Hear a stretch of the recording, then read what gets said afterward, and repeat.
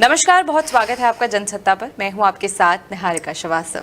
पंचांग के हिसाब से 7 सितंबर को इस साल का दूसरा और आखिरी चंद्र ग्रहण लगने जा रहा है।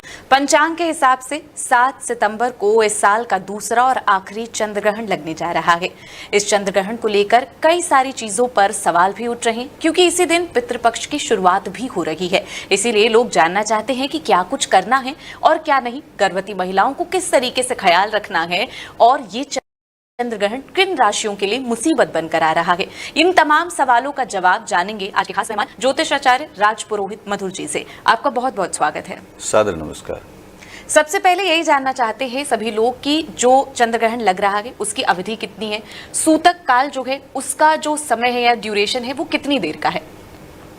चंद्र ग्रहण एक ऐसा अवसर आ रहा है जो 7 सितंबर सन 2025 दिन रविवार को लग रहा है और यह देश काल का भारत में लगने वाला यह सबसे बड़ा ग्रहण है। दूसरा ये कि ज्योतिषीय गणना के अनुसार, शास्त्रीय मत के अनुसार यह ग्रहण अपने आप में बहुत ही अद्भुत होगा, जिसके प्रभाव कहीं न कहीं इस पूरे सांसारिक जीवों पर, सांसारिक पूरी प्रकृति पर और सभी मनुष्यों पर कहीं न कहीं देखने को मिलेगा। यह चंद्र ग्रहण अपने आप में इतना अद्भुत है कि मनुष्य की मानसिक शांति को भंग भी करेगा और पारिवारिक शांति को भी भंग करेगा, लेकिन एकाग्र करेगा। तो इसलिए मानसिक, आंतरिक यानी इमोशनल इन संवेदनाओं से जुड़े हुए व्यक्तियों को, जो चंद्रमा जिनका प्रबल है या नीच का है, ऐसी परिस्थितियों में यह चंद्र ग्रहण कहीं न कहीं व्यक्ति विशेष पर अधिक प्रभाव डालेगा। अब सबसे पहले जो आपने पूछा निहारिका जी, उसके बारे में बता दें कि चंद्र ग्रहण 9 घंटे पहले इसका सूतक प्रारंभ होता है।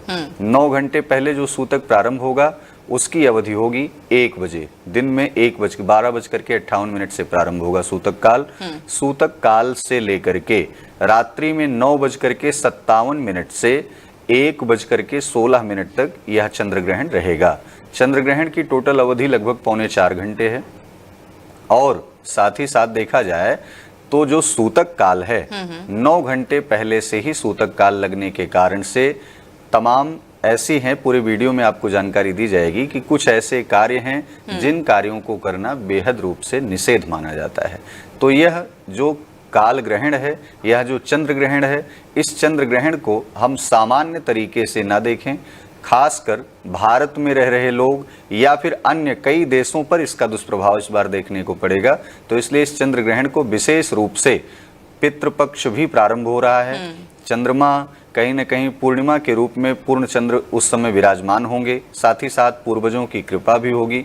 तो यानी पितरों की कृपा और चंद्र ग्रहण, ये दोनों अद्भुत संयोग है और इस अद्भुत संयोग में तमाम प्रकार की स्थिति ऐसी बनेगी जो सामान्य जीवन के लिए कहीं न कहीं परिवर्तनशील होगी, यानी वो अनुकूल और प्रतिकूल दोनों दिशाओं में होगी। जी। अब जैसा पितृपक्ष की बात आपने भी कही, मैंने भी बताया कि उसी दिन से शुरुआत हो रही है। तो जो लोगों को श्राद्ध करना है या कुछ लोगों को और भी पिंडदान वगैरह करना होता है, ये जो तमाम चीजें हैं, क्या चंद्र ग्रहण के समय ही ये तमाम चीजें कर सकते हैं या फिर इनके भी कोई किसी तरह की अवधि है या रूल रेगुलेशन है कोई? निहारिका जी, इस विषय में तो हम बताएंगे ही दर्शकों को। जनसत्ता के दर्शकों को यह भी बताना चाहते हैं कि 12 राशियां होती हैं। 12 राशियों में कौन सी राशि पर यह ग्रहण लग रहा है और कौन से नक्षत्र में लग रहा है, ये सबसे महत्वपूर्ण जानकारी है। तो दर्शकों को हम ये बताना चाहते हैं कि कुंभ राशि में यह ग्रहण लग रहा है, पूर्वा भाद्रपद नक्षत्र में यह ग्रहण लग रहा है। यह चंद्र ग्रहण कुंभ राशि के लिए बहुत ही सामान्य न रहने वाला है, यानी परिस्थितियां कहीं न कहीं परिवर्तनशील होंगी। अन्य की भी 12 राशियों पर यह परिवर्तनशील स्थिति को बनाएगा।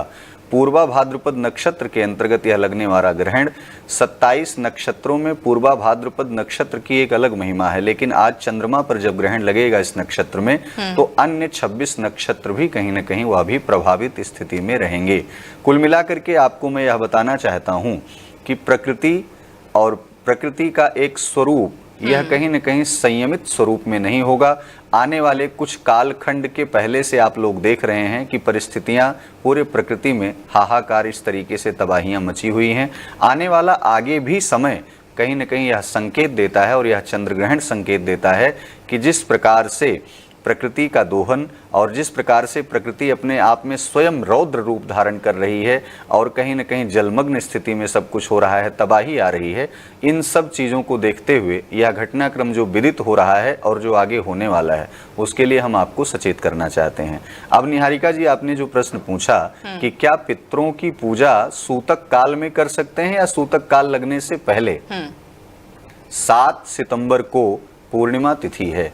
पूर्णिमा को पहली श्राद्ध जब की जाएगी तो उस श्राद्ध के अंतर्गत आप प्रातः 7 बजे से लेकर के और 12:20 के पहले पहले आप श्राद्ध कर्म को अपना संपन्न कर लें। अपने पितरों के निमित्त जो कुछ भी भोज भंडारा आदि करना है या खासकर कोई श्राद्ध तर्पण करना है तो वह क्रिया, वह कार्य को आप संपन्न कर लें। सूतक 12:58 यानी 1 बजे से ही मान लीजिए यह सूतक काल जब प्रारंभ होगा तो उस सूतक काल में केवल भजन, केवल संध्या,